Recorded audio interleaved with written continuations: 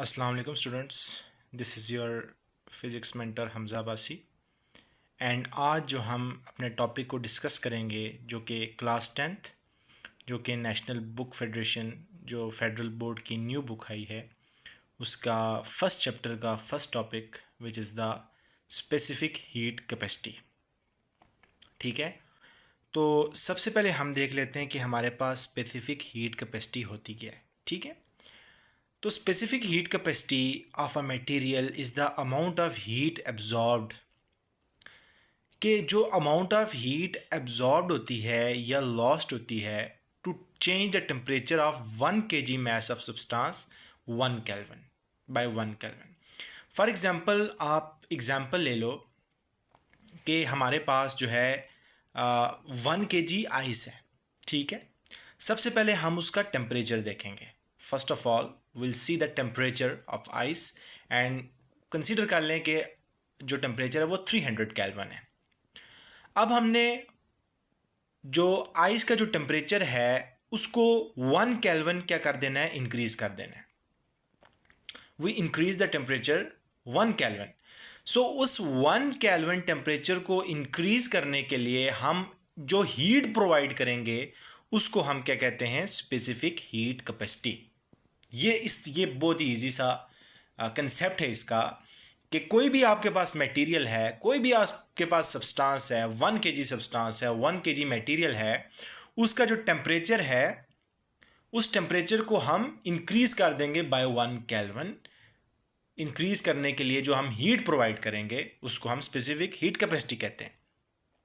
So specific heat capacity of a material is the amount of heat absorbed और lost, कि एक तो absorb भी, कि जिसमें हमने आइस की एग्जांपल ली, हमने कहा 300 उसका टेम्परेचर था, 300 केल्विन, हमने 1 केल्विन इंक्रीज करना था। उस 1 केल्विन को इंक्रीज करने के लिए हम जो हीट देते हैं उसको हम स्पेसिफिक हीट कहते हैं। इस तरह अगर हमने उसके टेम्परेचर को डिक्रीज करना है, जैसे 299 केल्विन करना है, तो जो अमाउंट ऑफ हीट उसको वो जो लॉस्ट करेगा ना, वो लेंगे हम उससे निकालेंगे, उसको हम क्या कहते हैं, उसको भी हम स्पेसिफिक हीट कैपेसिटी कहते हैं। ठीक है, so specific heat capacity of a material is the amount of heat, ये अमाउंट ऑफ हीट है जो कि एब्जॉर्ब होती है या लॉस्ट होती है टू चेंज द टेम्परेचर। ठीक है, टेम्परेचर को चेंज करने के लिए 1 केल्विन से, चाहे आप उसको इंक्रीज कर रहे हैं डिक्रीज कर रहे हैं। अगर इंक्रीज करना है तो अमाउंट ऑफ हीट आप प्रोवाइड करेंगे, और डिक्रीज करना है तो जो अमाउंट ऑफ हीट आप उससे निकालते हैं। ठीक है, सो ये होती है हमारे पास स्पेसिफिक हीट कैपेसिटी। सबसे पहले मैं आपको इस एनिमेशन के थ्रू समझाता हूँ।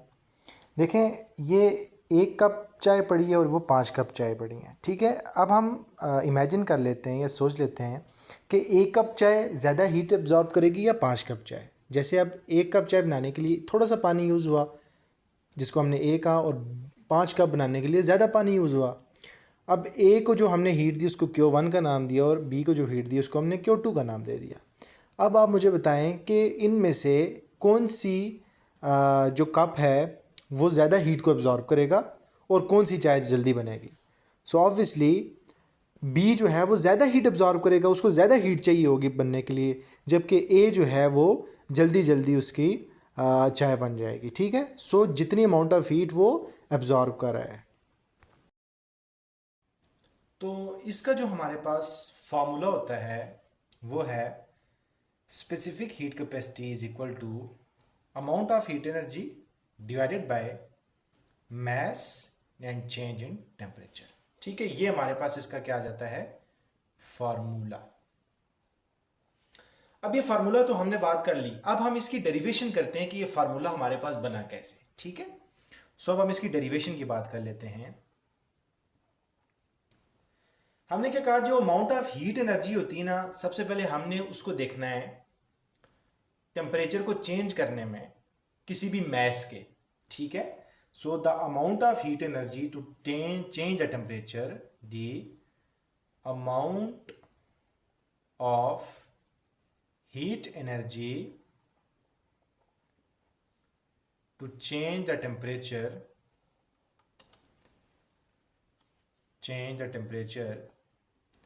वो डिपेंड करता है किस पे, हमारे पास डायरेक्टली प्रोपोर्शनल होता है मैस के। ठीक है, अब इसको आप इस तरह समझ लो कि अगर बड़ा मैस हम ले लेते हैं तो हमें अमाउंट ऑफ हीट ज्यादा चाहिए अगर उसका टेम्परेचर हमने रेज करना है। अगर हम छोटा कोई भी सब्सटेंस ले लेते हैं, छोटा मैस ले लेते हैं और उसकी अमाउंट ऑफ हीट को अगर हम देंगे तो उसके लिए हमें कम हीट चाहिए।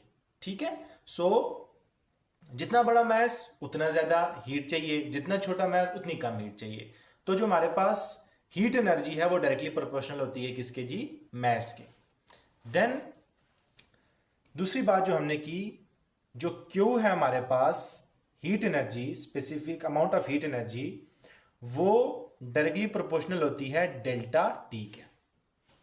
Delta T is that change in temperature, कि जो हमारा जो टेम्परेचर है उसमें कितना चेंज आ रहा है। ठीक है, क्योंकि जो हमारे पास amount of heat energy depend करती है, डायरेक्टली प्रोपोर्शनल होती है चेंज इन टेम्परेचर की। ठीक है, कि कितना ज्यादा हम टेम्परेचर को चेंज कर रहे हैं। ठीक है, जैसे हमने मैथ्स के केस में बात की, जितना बड़ा मैथ्स लेंगे उतनी ज्यादा हमें हीट चाहिए। इस तरह अगर हमने ज्यादा अमाउंट ऑफ हीट को एब्जॉर्ब करवाना है तो हमें ज्यादा टेम्परेचर चाहिए, कम अमाउंट ऑफ हीट को एब्जॉर्ब करवाना है तो हमें कम हीट चाहिए। ठीक है, तो जो हमारे पास हीट एनर्जी है, अमाउंट ऑफ हीट एनर्जी, वो डायरेक्टली प्रोपोर्शनल होगी डेल्टा टी के। फॉर एग्जाम्पल, अगर हमें, जैसे हमने आइस की एग्जांपल ले ली थी, 300 केल्विन उसका टेम्परेचर था, तो अगर हमने उसको 310 केल्विन तक लेके जाना है, टेम्परेचर में चेंज लाना है, तो हमें ज़्यादा अमाउंट ऑफ हीट देनी पड़ेगी।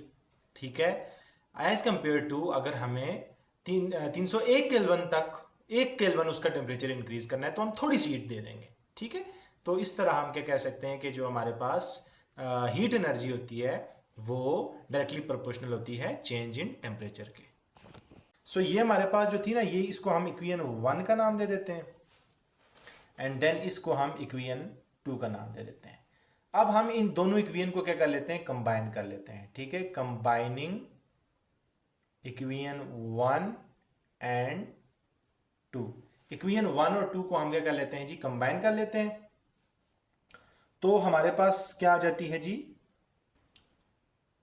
Q is directly proportional to एक तो मैस के और डेल्टा टी के। तो हम इसको एज इट इज लिख देते हैं। ठीक है, अब हमें पता है फिजिक्स के केस में जब भी प्रोपोर्शनैलिटी का साइन आता है तो उसको रिमूव करने के लिए हम इक्वल टू का साइन इस्तेमाल करते हैं, और जब भी हम प्रोपोर्शनैलिटी के साइन को खत्म करते हैं तो हम इसमें एक कांस्टेंट लेके आ जाते हैं।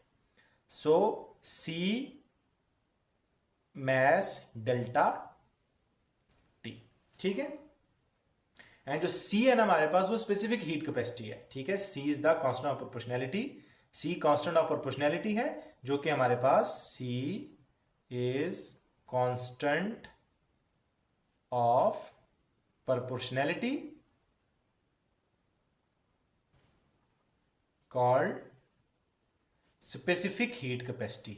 ठीक है, जिसको हम क्या कहेंगे, स्पेसिफिक हीट कैपेसिटी कहेंगे। ठीक है, सो अब हम हमारे पास ये वाली इक्वेशन बन गई। ठीक है, अब हमने इसके फॉर्मूले की डेरिवेशन करनी है।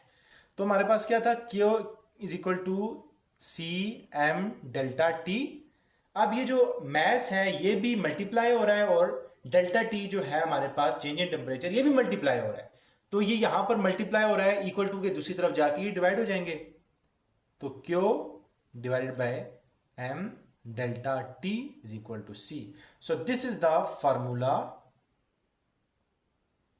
of specific heat capacity. ये हमारे पास फार्मूला होता है किसका जी, स्पेसिफिक हीट कैपेसिटी का।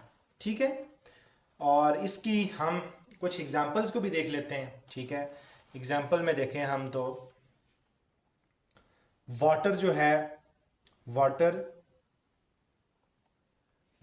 जो है वो 4200 joule per KG per kelvin. ठीक है, 4200 joule per KG per kelvin, ये वाटर की स्पेसिफिक हीट कैपेसिटी है। एंड देन हम एल्यूमिनियम की बात कर लेते हैं। ठीक है, तो एल्यूमिनियम की 900 joule per KG per kelvin है। एंड देन सॉइल की अगर हम बात करें तो 800 joule per KG per kelvin. अब इसका मतलब ये है कि वाटर के टेम्परेचर को अगर हमने चेंज करना है 1 केल्विन, तो हमें इतनी हीट एनर्जी चाहिए होगी। This heat energy is required. इतनी हीट एनर्जी हमें चाहिए होगी वाटर का जो टेम्परेचर है उसको चेंज करने के लिए। एल्यूमिनियम का अगर हमारे पास है तो एल्यूमिनियम के 1 केल्विन टेम्परेचर को चेंज करने के लिए हमें 900 joule per KG per kelvin specific heat energy चाहिए होगी इसका 1 केल्विन टेम्परेचर को इंक्रीज करने के लिए। एंड देन सॉइल की अगर हम बात करें तो 800 joule per KG per kelvin जो है हमें चाहिए होगा टेम्परेचर को इंक्रीज करने के लिए। ठीक है, अब हम इसकी यूनिट की बात कर लेते हैं, क्योंकि अब joule per KG per kelvin जो है हमारे पास इसकी यूनिट है, तो हम इसकी यूनिट की बात कर लेते हैं। ठीक है, तो यूनिट की जब हम बात करेंगे तो हमने कहा जी यूनिट क्या है हमारे पास, joule per KG per kelvin. ठीक है, joule per KG per kelvin. अब हम इसकी यूनिट को देख लेते हैं। ठीक है, यूनिट इसकी होती है joule per KG per kelvin. अब ज्यादा मुश्किल नहीं है, हम इसी के फार्मूले से इसकी यूनिट निकालेंगे स्पेसिफिक हीट कैपेसिटी की। तो देखना ऊपर हमने देखा क्यों था हमारे पास अमाउंट ऑफ हीट एनर्जी। अब हीट एनर्जी है और एनर्जी को हम किस में मेजर करते हैं जी, जूल में। ठीक है, जूल। देन हमारे पास मैस आ जाता है, मैस को हम किस में मेजर करते हैं, केजी में। And then change in temperature, temperature को हम किस में मेजर करते हैं, केल्विन में। और जब ये इक्वल टू के ऊपर आ जाएगा तो ये क्या हो जाएगा, जूल। ये हमारे पास ऊपर आ गया तो ये पर केजी हो जाएगा एंड देन पर केल्विन। तो जो यूनिट होती है हमारे पास स्पेसिफिक हीट कैपेसिटी की is the joule per KG and पर केल्विन। ठीक है, सो ये था आज का हमारा first part specific heat capacity का, जिसमें हमने बात की स्पेसिफिक हीट कैपेसिटी क्या होती है, देन हमने इसकी इक्वेशन को डिराइव किया और इसकी यूनिट के बारे में डिस्कस किया। होप सो कि आपको समझ में आया होगा। अब नेक्स्ट लेक्चर में हम इसकी मज़ीद इसको ज़्यादा अच्छी तरीके से समझने की कोशिश करेंगे। ठीक है।